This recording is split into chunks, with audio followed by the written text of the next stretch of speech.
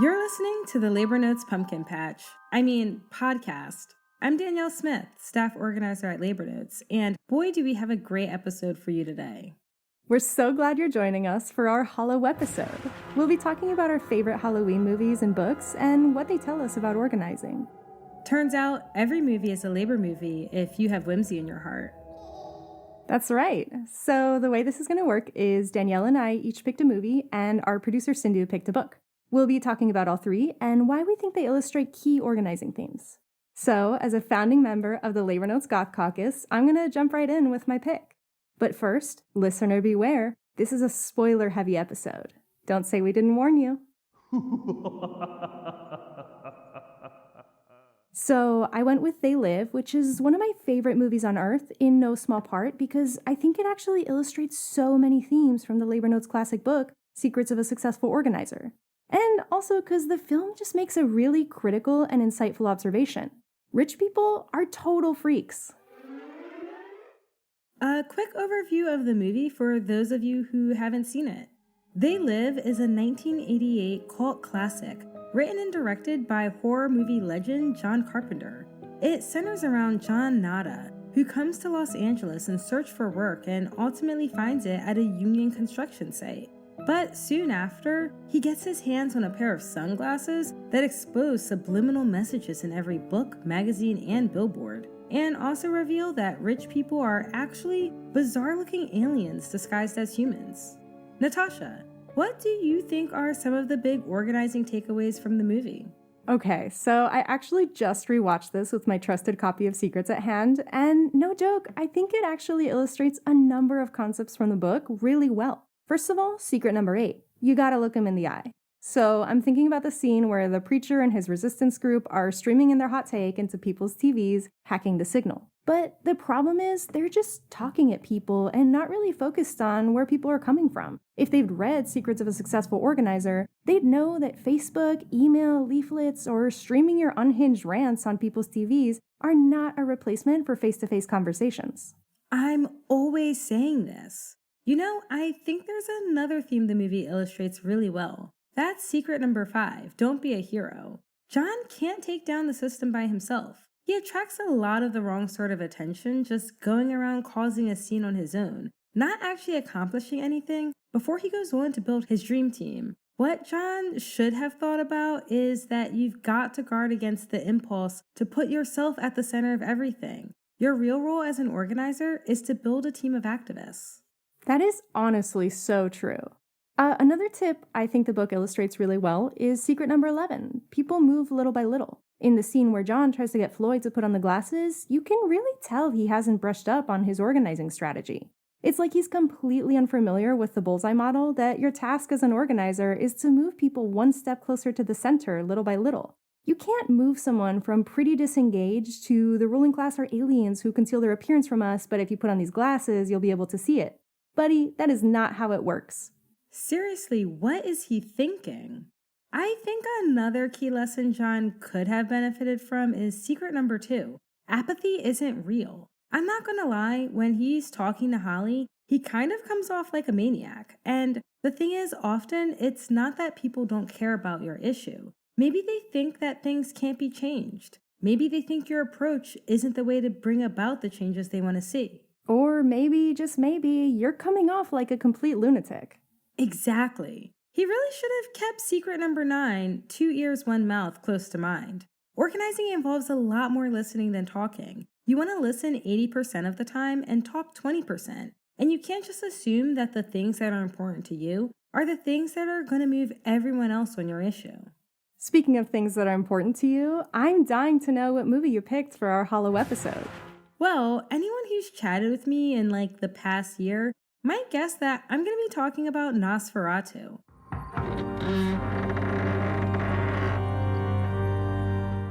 Not the Symphony of Horror from 1992, but Robert Eggers' 2024 take on the classic, a movie that I became a good and normal level of obsessed with last year.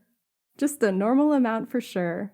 For listeners who aren't as obsessed with Nosferatu as Danielle is, the movie follows Thomas Hutter, a real estate agent who helps an eccentric count from Transylvania purchase a home in his town, only to later discover this Count Orlok, is actually the ancient evil Nosferatu, a vampire who also just so happens to be obsessed with his wife. Many such cases. Now, if you're thinking, wow, that sounds a lot like the plot of Bram Stoker's Dracula, well, yeah, the original Nosferatu was directly based on the novel. Stoker's widow actually sued the creator of the 1922 movie and ordered all copies be destroyed. But a few copies survived, making it the horror classic it is today. And it's a good thing because there's a lot to learn about the difference having a union can make in Eggers' 2024 adaptation. Of course, when I first saw Nosferatu on New Year's Day this year, I didn't know we would someday be recording this Hallowepisode. But I watch all movies with my quote-unquote stewards hat on, and there were some red flags right from the start. I mean, right at the start of the movie, we see Thomas going to work. He's 15 minutes late, so of course he's already worried about his job security. And he's also gunning for this big promotion because he just got married and is worried about finances. So when his boss tells him he has to go to Transylvania in person to sell a decrepit manor to a mysterious count, Thomas barely even pushes back. To his credit, he does ask some questions and protest a little, but this is where a union contract or a steward could have been really helpful. Is this one of those obey now, grieve later situations? For reference, when you hear stewards talking about obey now, grieve later, they're usually talking about the idea that sometimes it's more strategic to do what the boss tells you in the moment to avoid charges of insubordination, and then challenge it through your grievance process and potentially action with your coworkers. Definitely not an obey now and grieve later situation, and a good reminder that there are times when that axiom doesn't totally make sense. In certain situations, workers can refuse to do work because there's an urgent hazard that is likely to cause them serious harm. The Occupational Safety and Health Administration lays out the criteria for this on their website, and I think Thomas's situation would have applied. Unfortunately, he was really focused on pleasing his boss to get that promotion. If only he had a union contract with a guaranteed raise. Yeah, we should definitely be wary of falling into the trap of relying on the boss's generosity to improve our material conditions. It's more likely than not that your boss is worshipping a centuries-old evil, whether it's the vampire Nosferatu or plain old capitalism. That does make me think of another moment where Thomas could have really used a union steward. Is it when he signed? When he signed the clearly evil and bad contract that was written in a language he didn't understand and couldn't read? Yeah. In our episode, Turn a Disciplinary Meeting into an Organizing Opportunity, we talked about how workers shouldn't sign things without reading them. This seems especially true if you've been trapped for days in a remote castle with a person you keep seeing drinking your blood in your nightmares. And it's a good reminder that making your contract available in every language your coworkers speak makes the unit as a whole stronger. As Thomas's situation illustrates, it's hard to defend your contract or fight for a better one when you don't even know what it says. And once again, to Thomas's credit, he does hesitate at first, but once Count Orlok pulls out his commission, a pouch of gold coins that I assume was like a lot of money, Thomas's resistance fades. You know, for my birthday, a union member actually drew me a poster that reads, "Don't let management sell you out. They owe you a better contract than what's on the table," along with an illustration of Count Orlok holding that pouch of gold. And while that's a little bit more about bargaining, I think the general lesson stands that we don't want to just give in to what the bosses want us to have or do because we're feeling pinched and powerless, or maybe a little faint because someone's been drinking our blood every night. We do have the power to fight back, but it's hard to do on our own, which is what the characters learn at the end of the movie in various ways. Kind of. I guess in Eggers' take on Nosferatu, it gets a little muddled at the end, but anyway, we've got another surprise for you. We've got the legend herself, Labor Notes pod producer Sindhu, on with us to talk about her pick. Oh my gosh, I'm literally starstruck watching you both do this every week, and I'm going to try my hand at saying words out loud. But yeah, I mean, you're so right that Thomas Hutter could have used a solid contract and a steward, especially when an ancient charismatic evil is sweeping across Europe and moving on your girl. But honestly, it's kind of funny that even though pop culture isn't always the best medium to understand labor struggles, a lot of the time its themes exploring power dynamics do on some level acknowledge organizing 101 principles. And The Haunting of Hill House, which I'm going to talk about, is no exception. This was written in 1959 and is generally considered to be Shirley Jackson's most influential contribution to the Gothic horror genre. And it's about a few things. Like, for sure, it's about a crooked, poorly lit manor tucked away in a desolate small town with a depressing diner that serves disgusting coffee. And it's all but forgotten by time and surrounded by watchful hills and all of that. It's also about a generational run of women meeting their bizarre, untimely ends in the premises of Hill House, which has stood for decades feasting on their tragedies. So yeah, you could certainly call this creepy lore a metaphor for all the ways that middle-class women in patriarchal societies have experienced the horrors of domesticity. But to me, it's also about assembling your dream team, finding courage through solidarity, and understanding that you can't just outrun a bad work environment. And in that sense, Hill House isn't all that different from a pizza place that I once quote-unquote worked at after high school, where I got paid in pizza that I got to assemble myself. Okay, so skipping over that labor law violation, I feel like we've probably all worked at a Hill House, but you have to get yourself to at least one Secrets Workshop series to have a shot at organizing against the unsettling, whispering darkness within. Totally. And these characters intuitively understood that. So the setup is that Dr. Montague, an anthropologist/ghost hunter, wants to publish a paper on haunted houses that would, help him go viral. That's academia for you. To do this, he knows it's not enough to just choose a properly cursed mansion with a sordid history and, crabby groundskeepers who speak in sinister riddles. He also figures that he needs to get the right people into that house to really get a sense of what's going on. So he actively seeks out companions or assistants, people who at some point in their lives had been involved in unexplained phenomena that suggested that they were a good conduit for transitional spirits. This is also very much a first step in organizing strategically. We start by getting the right people together in a room and identifying qualities in them that make them good leaders, whether that's their ability to command their co-workers' respect, or whether, as a child grieving their dad's death, they had once caused a mysterious downpour of rocks on their house. One thing that can be annoying about the haunted house stories is the quote-unquote idiot plot, where characters stick around in clearly dicey situations and reject every obvious opportunity to leave.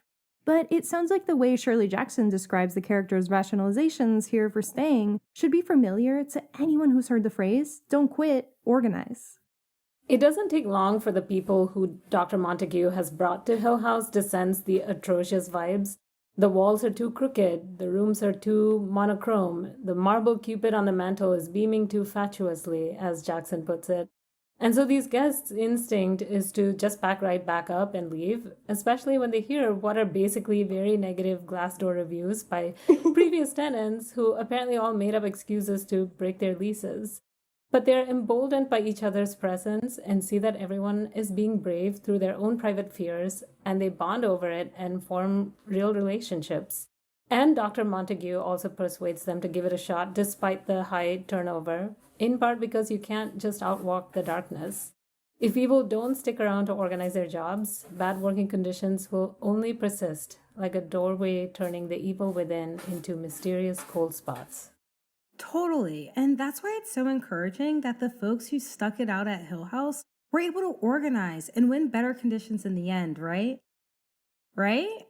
Well, it depends on what you mean by better conditions. If plowing straight into an oak tree is a better condition than spending another night in Hill House, then maybe.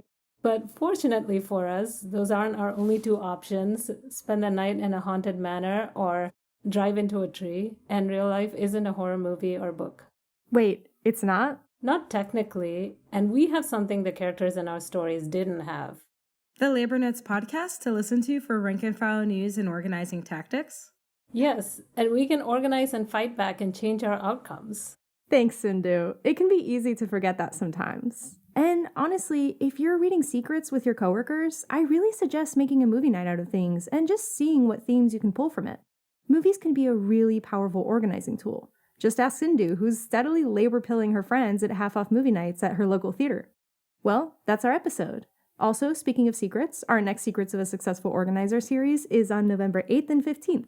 It's on Saturdays noon to 3 p.m. Eastern Time. That's 2 3-hour sessions. Sign up on labornotes.org/events.